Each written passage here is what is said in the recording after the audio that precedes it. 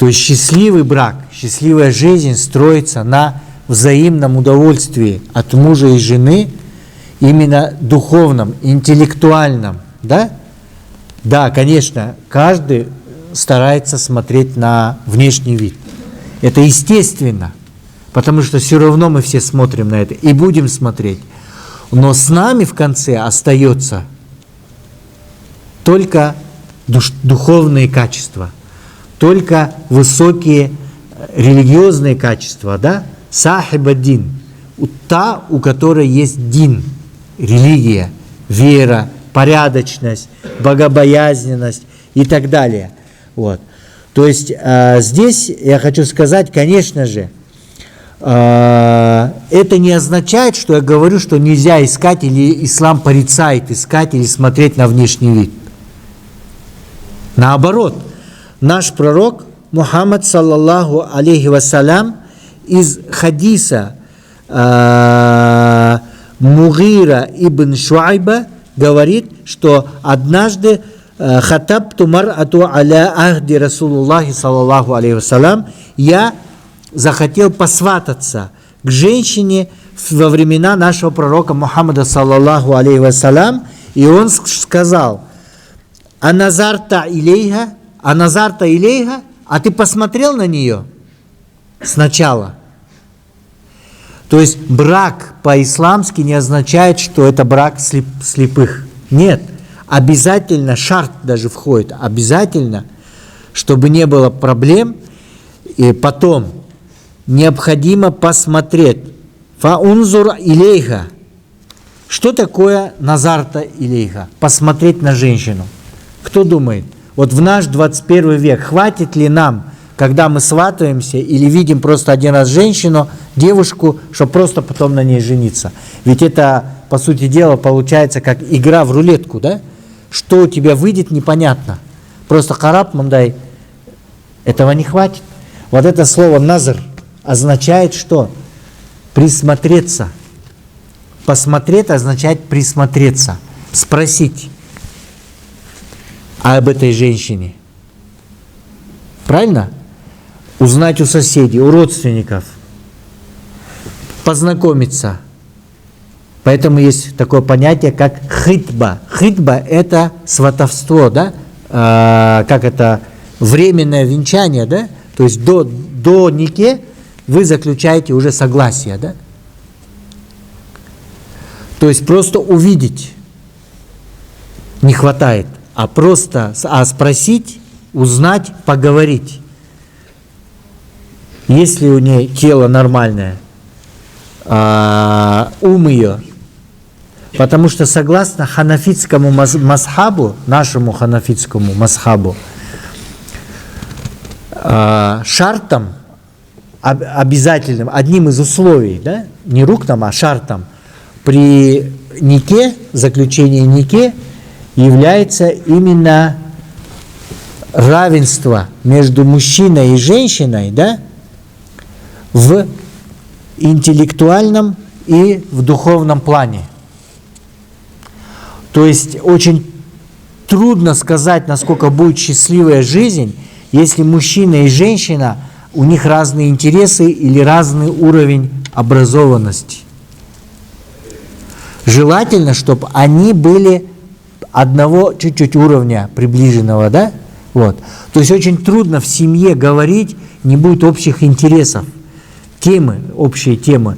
Если, допустим, муж не интересуется образованием и вообще не имеет образования, а жена, допустим, имеет высшее образование. Или наоборот, да?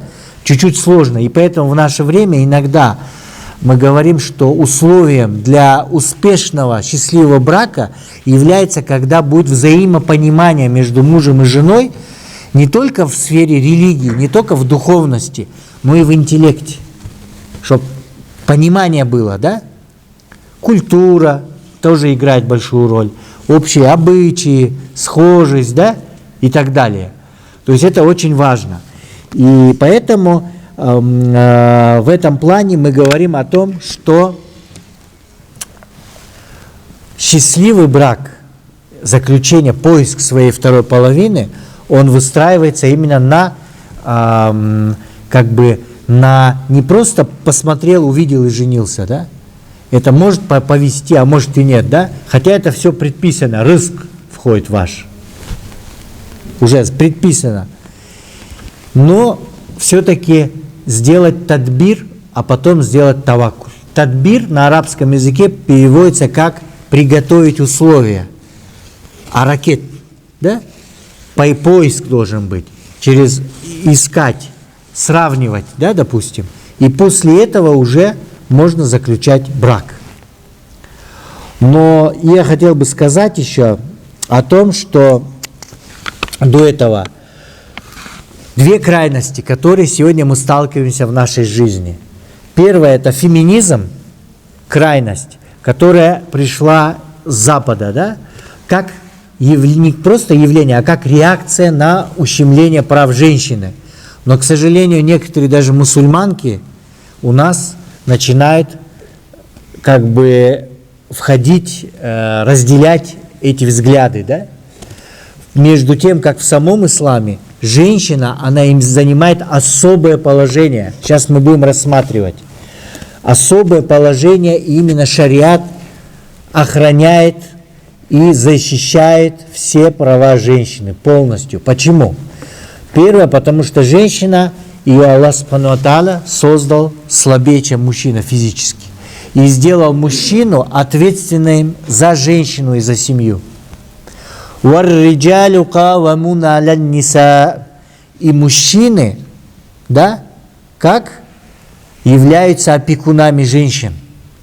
Потому что в судный день мужчина будет отвечать за семью, за свою вторую половину. Мужчина, поэтому, несет ответственность как в этой жизни, так и на том свете. Мужчина отвечает за женщину в плане обеспечения. В исламе это так. То есть вы обязываетесь обеспечивать свою женщину кровом, домом, одеждой и питанием. Не женщина вас обеспечивает, а вы женщину. Потому что мы сталкиваемся часто с такой проблемой, что даже среди практикующих, те, кто даже выходит на дават, выходят и не всегда обеспечивают своих женщин. Хотя наоборот, один из принципов тех, кто выходит на дават, это обеспечить свою семью и выйти потом на дават. То есть мы говорим не о давате и не об исламе, а говорим о человеческом факторе. Те, кто даже показывают, что они мусульмане и делают все, но если они не выполняют основное требование, то это большая проблема. Потому что потом жалобы, зулим, которые они причиняют, будет спрошено в судный день с них. А также они ложат большую тень и порицание со стороны верующих мусульман и тех, кто также говорит об исламе. Что вот в исламе есть такие люди, которые, прикрываясь исламом, они не соблюдают основные права или основные ответственности, которые возложены на них. Да? Поэтому, помните, мы проходили понятие прав. В исламе есть права Аллаха и права других людей. Права женщины, как в браке, так и до, они возложены на мужчин и имеют такое понятие, как ответственность за других, то есть права других людей. Задевая, нарушая права, тем самым мы будем отвечать перед Всевышним Аллахом, пока не удовлетворим эти права. То есть это очень сложный и очень опасный, можно сказать, такой вот вопрос. О том, что первое, хочу сказать, наш пророк Мухаммад, саллаллаху алейхи вассалям, даже завещал хорошо обращаться с женщиной. И пример такой, что в хадисе наш пророк Мухаммад, саллаллаху алейхи вассалям, говорит: всегда обращайтесь с женщинами хорошо, ведь поистине женщина сотворена из ребра, а наибольшей кривизной отличается его верхняя часть, и если ты попытаешься выпрямить при ребро, то сломаешь его, а если оставишь его в покое, то оно так и останется кривым. Поэтому относитесь хорошо с вашими женщинами. В другом хадисе сказано: «Аль-мар'ату каддил'i» – женщина подобна ребру. Если станешь выпрямлять его, то сломаешь, а если захочешь насладиться им, то наслаждайся, несмотря на его кривизну. То есть это очень важный момент о браке, да? Женщина, Аллах Субхану ва Тааля создал ее такой, какой создал, да, сказано. То есть с определенными со своей спецификой, с определенным характером женским. Поэтому она отличается от мужчины. Когда мы женимся на женщине, берем ее в жены, то любая женщина подстраивается под нас, да? Знаете же это?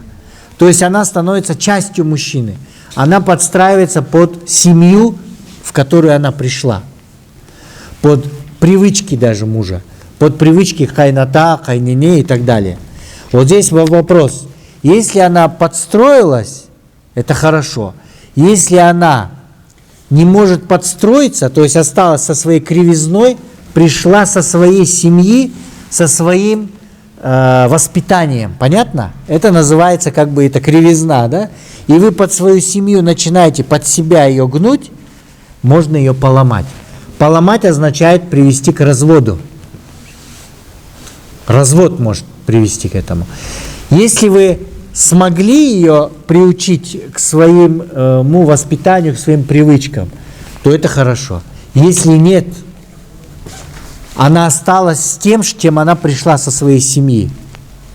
Оставьте ее такой, которой она есть. Сказано, что обходитесь всегда с женщиной хорошо. То есть не бейте ее, не ругайте ее, да? Не обзывайте ее, а оставьте какой есть. В продолжении хадиса сказано: если захочешь насладиться им, то наслаждайся, несмотря на его кривизну. То есть ищи в ней благо.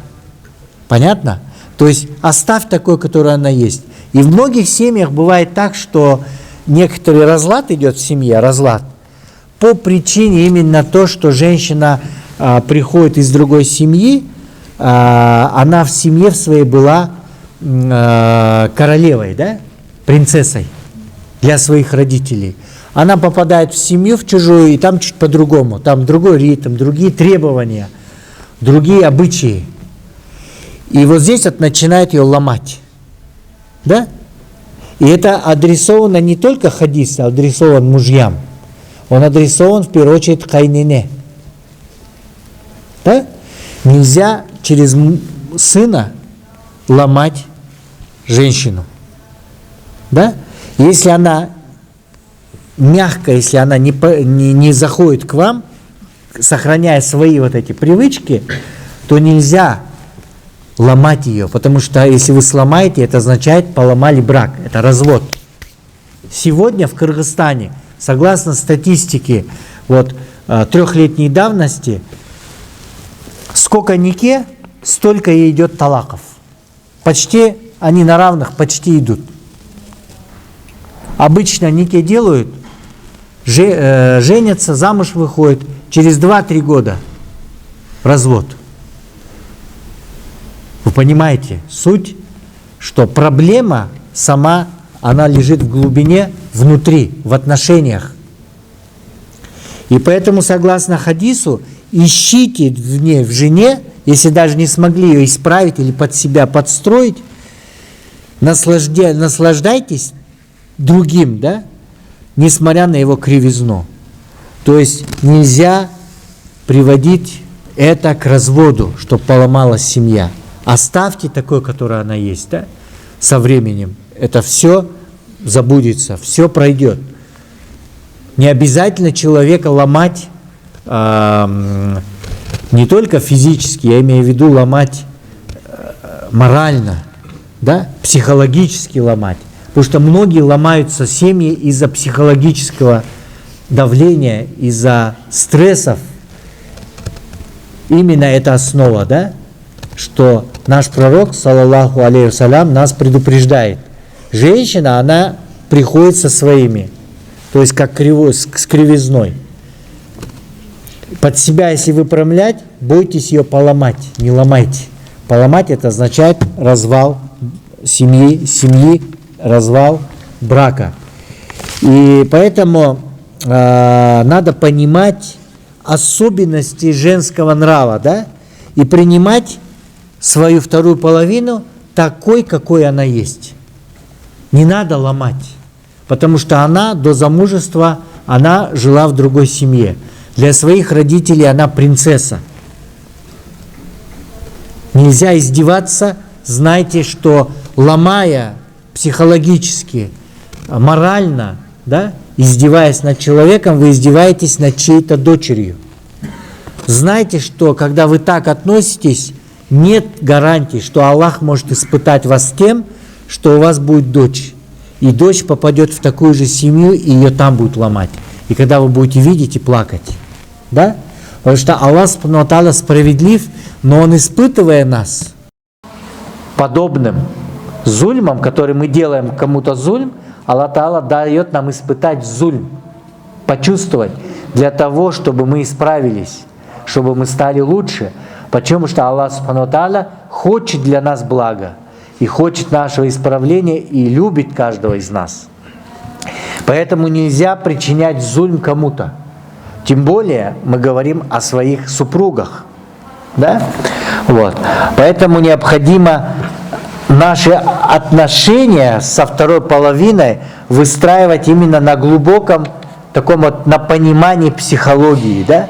Не то, что ты хочешь, а узнай, что от тебя хотят. Примерно так. Мужчина, он есть раз, голова. В любом случае, мужчина – голова семьи. Женщина бывает шеей, вертит головой, но все равно голова вы. С вас спрос, с каждого. И поэтому здесь очень скажу, что какой должен быть мужчина? Он должен быть снисходительным к женщине, потому что он муж.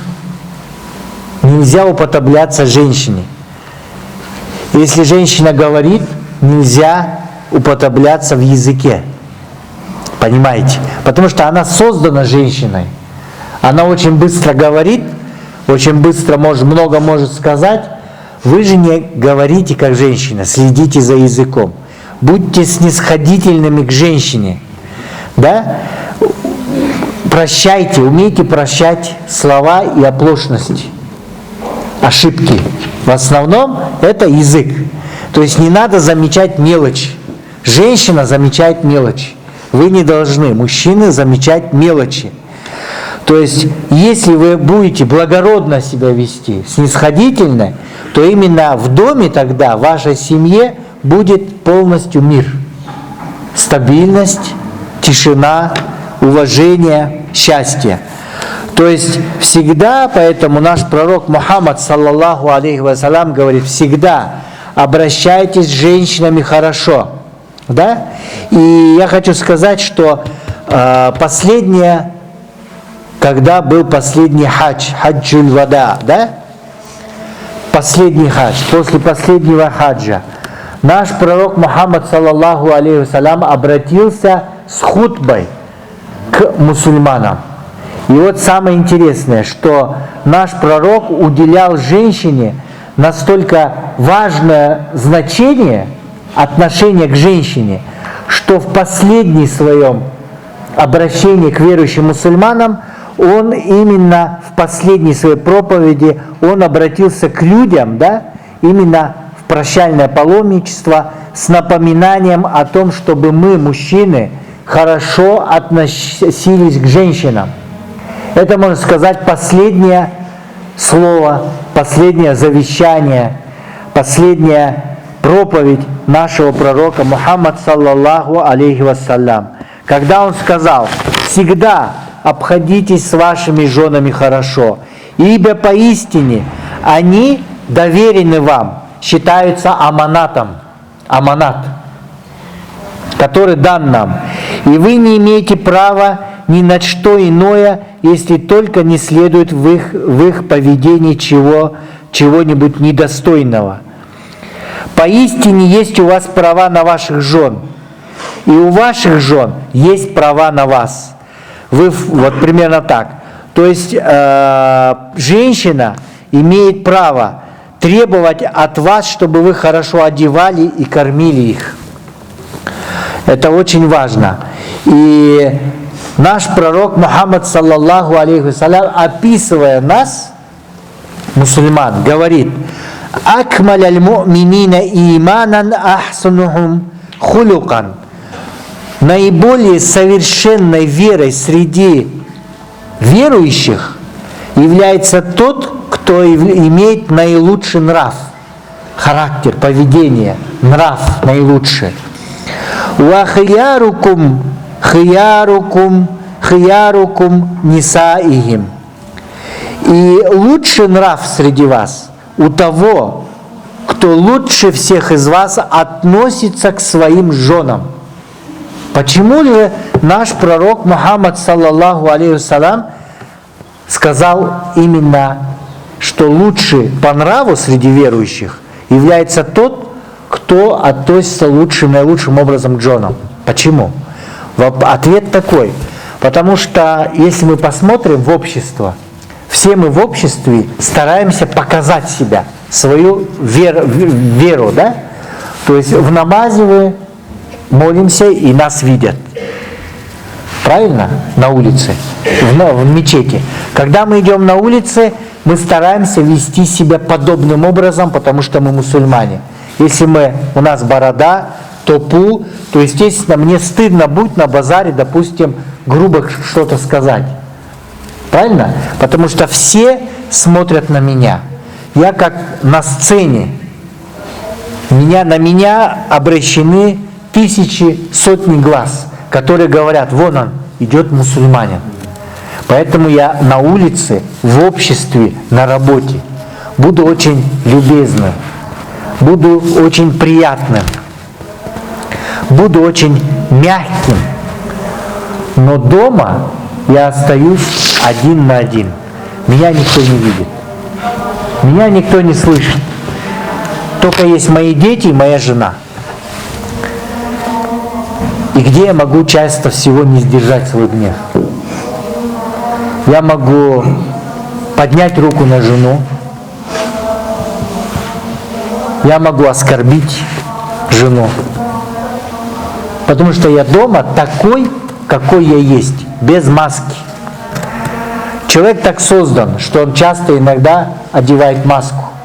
И поэтому, когда мы дома, мы такие, какие есть. Понятно? И тот, кто дома, даже дома, проявляет милость, остается благородным, милосердным, щедрым перед своими женами, перед своей женой, перед своими детьми, тот есть наилучшее нравом. Потому что на улице все мы хорошие нравом. И здесь я хочу также сказать, что передает Айша, ради Аллаху анху, когда к женам пророка, саллаллаху алейхи вассалям, приходили: «Лякад тафа би али Мухаммад нисаа кафирун, яшкуна азваджухунна, лейса улайка бихиярикум». Многие женщины пришли к женам Мухаммада, саллаллаху алейхи вассалям, с жалобами на своих мужей. Это на сахаба. Да, все, кто был во время пророка Мухаммада, саллаллаху алейхи, на некоторых сахаба, которые не относятся к числу лучших из вас, сказал пророк Мухаммад, саллаллаху алейхи. То есть в доме они вели себя плохо, и жены некоторых сахаба пришли к Мухаммаду, саллаллаху салям, жаловаться на своих мужей. Потому что, когда они с пророком, они совсем другие. А когда они с женами, они не совсем такие, которые как себя показывают. Да? И поэтому есть этот хадис. Потому что по-настоящему ислам, он наоборот призывает и именно побуждает к справедливости. Основа, стержень ислама – справедливое отношение, справедливость. Именно проявление уважения через что справедливость? К женщине. Не на людях, а искренне, да? В намерении и в сердце. В Коране Аллах Субхану ва Тааля говорит: «Вааширухунна биль ма'руф». То есть живите с ними, да, с женщинами, оказывая им благодеяние. И если они окажутся или станут вам неприятны, кто-то говорит же: я разлюбил свою жену, да? Или мне неприятен муж, то ведь может случиться так, что в чем-либо неприятном для вас Аллах поместит много благого.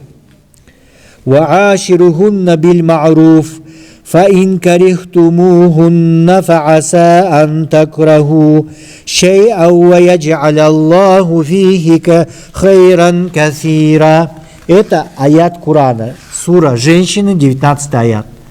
То есть, если кто-то, кому-то не нравится его жена уже в супружестве, или мужчина, допустим, кто-то говорит: я разлюбил или разлюбила, то все равно Аллах говорит: терпите, поистине в них есть хейр, добро, благо. Может быть, Аллах поместил в них благо больше, чем вы думаете, да? То есть я к чему говорю? Ислам защищает нас от различных, называется вахм. Вахм, то есть вот я сегодня так думаю, завтра передумал так. Есть люди, которые постоянно, они, как говорят, они влюбчивы. И быстро влюбляются, и быстро потом разлюбляют. Ислам сделал садду зари, закрыл это. То есть брак – это серьезное. Отношения с женщиной – это не игра. Я люблю, а сегодня не люблю. Это серьезные отношения. И поэтому ислам, он закрыл любые прихоти или воздействия, которые вызваны, например, непостоянством чувств или каких-то склонностей. Просто есть слова Умара ибн Хаттаба ради Аллаху анху. Когда к нему пришел молодой человек и сказал: знаешь, я разлюбил свою жену, хочу дать талак. На что он сказал: вайлю алейкум, да, алейка, вайлю алейка, горе тебе, разве не возводятся дома лишь на одной лишь любви? Если человек искренне, реально любит человека, он никогда вот так не будет, да? Разлюбить и так далее. То есть реальный брак, он строится, Омар сказал, где же внимание и стыд? Он строится на уважении, взаимоуважении, любви, искренности, богобоязненности, а не на таком легком влюбчивости. Потому что Омар, ради Аллаху анху, сказал: где же твое внимание и твой стыд? Стыд от имана. Понимаете? И поэтому, если действительно человек верующий обладает совестью, да, то любой мусульманин, реальный мусульманин, верующий, у него, как у мужчины, как у верующего, будет обязательно достоинство, мужество, благородство. Благородство в отношении к слабому полу, к женщине. У него будет широта души, терпение и прощение всегда. Мелочные люди, как правило, злопамятные, мелочные, мелкие, да, они вот примерно так и мыслят. чтобы прицепляются по любой мелочи поводу к жене, к женщине, к детям, да? То есть очень злопамятны, очень мелкие, да? Это говорит о проблеме с иманом. Человек мусульманин. В Коране Аллах Субхану ва Тааля говорит: «Калатул арабу аманна». Сказали арабы, мы уверовали. Аллах Субхану ва Тааля говорит, что? Не говорите, что вы уверовали. И иман еще не вошел в ваши сердца, богобоязненность не зашла в сердца, а говорите асламна, приняли ислам. Понимаете? Человек, поэтому, многие из нас, мы просто приняли ислам. Но еще в иман не зашел в наши сердца, потому что иман, он исправляет человека. Человек должен быть благородным. Он не должен быть настолько низким, да, чтобы делать какой-то вред, ущерб окружающим и своей же семье. У арабов есть стих, да, древний стих. Этот стих был еще до ислама. Я забыл его точное, но по смыслу это байт. Байт это четверостишье, да? Байт. Там всего лишь 1-2 строки, но они очень сильны. Там сказано так, что у великого, благородного мужа его великие дела смотрятся как будто ничтожество, как будто ничто, как мелкие дела. А у мелкого душой человека его мелкие дела смотрятся как великие. Это очень, на арабском он звучит прям очень сильно, да? И поэтому мы говорим о том, что ислам – это в первую очередь воспитание. Потому что цель ислама на самом деле воспитать большого, благородного, искреннего, добронравного му'мина, богобоязненного раба Всевышнего Аллаха Субхану ва Тааля. И также я хочу сказать,